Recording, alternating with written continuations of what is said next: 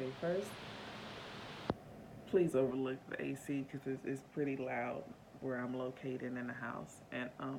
But let me just say this: I literally was halfway through recording this video. I had to start over because I guess I must have hit a spot and the enemy got mad because literally my camera just completely shut off, like for no reason. So I know I need to get this video out. Um, but I want to talk about the second subject that I said I was going to be speaking on today, and that subject is lust. Um, whether that be lust of power, lust of sex, lust of money, lust of fame and fortune, you know, I feel like lust shows up on many levels. I know most people equate lust with sexual lust, but it's much deeper than that. It's on a spiritual level, and I don't think people even recognize it because the things that they're dogged after is something that society says they should be after. Um, but when I go to the dictionary, the definition of lust is a very strong sexual desire and also a passionate desire for something. And the theological definition is a sensual appetite regarded as sinful. Now, when I go into the word, um, I think the best definition for lust comes out of 1 John 2 and 16. And this is out of the NIV. I'm going to actually go back to verse 15. Do not love the world or anything in the world. If anyone loves the world, love for the Father is not in them. For everything in the world, the lust of the flesh, the lust of the eyes, and the pride of the world, the pride of life, comes not from the Father, but from the world. The world and its desires pass away, but whoever does the will of God lives forever. Um, I honestly believe that society has groomed us in such a way that most of the things that we lust after seem normal. It seems normal. It seems like we should be after power. It seems like we should be after money. It seems like we should be after fortune and sex because we're living in a liberated society. We should want these things. But what I don't think we recognize is whatever lust we're battling with is honestly keeping us from purpose.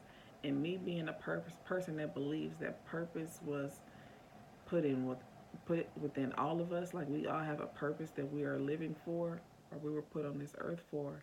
Um, whatever lust you're battling is keeping you from that purpose. It's meant to distract you. Um, and just to be transparent, my lust has been sexual lust. Um, it was like I was groomed to be bound by this lust because first I was molested when I was 4, and that lasted for a couple of years, and then I was molested by another person, and that lasted for even many more years. And within that time, I was introduced to pornography, and then came masturbation, and then after that, it was premarital sex and all of that. So I was dealing with all those things, and it just kept me bound to the point where my focus was on this. And even though God was slowly showing me what my purpose was, this had me so bound. This is where my focus was. I was no longer, or I couldn't focus on God because this had me so bound. But as God started to show me that this is what your battle is, He began to also give me a battle plan so I could fight against what the enemy was trying to do to me. Um, and it's still a battle today. It's something I very much struggle with. It's not like, oh, I came to the realization that this is what I battle and I conquered it. Nah, it's not like that. It's something that I definitely continue to fight against. Um, I think like anything that you are dogged after that's not of God, that's not connected to your purpose is a distraction.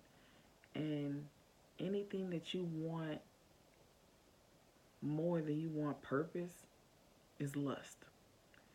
And it's everywhere. Like literally the way the world is set up, it's like you're meant to lust after something. And but we don't recognize it because it's normal. It's why shouldn't I have what I want? And so so many of us put our guard down to that because it's okay. Why not? Why should I keep myself from that? Why should I deprive myself of what I want? And it keeps us bound because it keeps us focusing on us. It keeps us focusing on what we want and what's going to make us happy instead of trying to figure out what was I put here to do.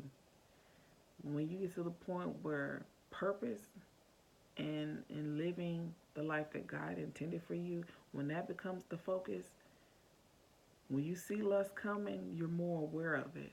Not that you're going to always win, not that you're always going to conquer that, but you're more on guard. You're more protecting of your spirit and your mind and your thoughts. Matter of fact, like when I'm speaking on thoughts, when my child was about 5 or 6 years old, she gave me an amazing revelation, and it just blew me away because it's so simple, but yet we don't realize it. Um, I remember her telling me, she was like, "Mommy, um, I was just thinking, like, I had a thought that, like, oh, I hate my mommy." But she was like, "I know that's not my thought. That's not what I'm thinking." And it dawned on me because for so long, because I battled with sexual lust, I used to always think when these sexual thoughts and these impure thoughts would come to my mind, it was stemmed from what was in me. And so I was like, oh my God, like I can't even think right. Like, oh my God, like how am I ever going to get control over this lust if this is where my mind always goes? But that night, my child taught me that the enemy plants these thoughts in your head.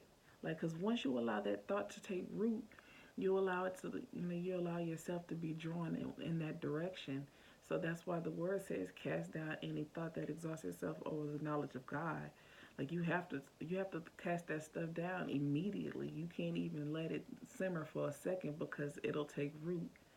Um, I recognize like lust, it definitely starts in the mind, and that's why you have to transform your mind because you have to be protecting the thoughts that you allow to become strongholds because once it's there, it's going to be a battle to fight it. And so of course, this is going to be a topic that I'm going to have to continue to delve in and research and break down and receive revelation on. So there'll be many more videos that follow this one on this topic. But I just want everyone to realize that lust is a huge problem that most people are dealing with and nobody talks about it because, especially sexual lust, because some people don't feel like it's a problem and some people are embarrassed that they're even dealing with it, especially believers. But I believe I'm meant to talk about this, so I'm ready to break this thing down and let God use me in this way. And so, y'all stay tuned for whatever God has next, and I'll continue to bring to you what He's showing me. Thank y'all for watching. Bye bye.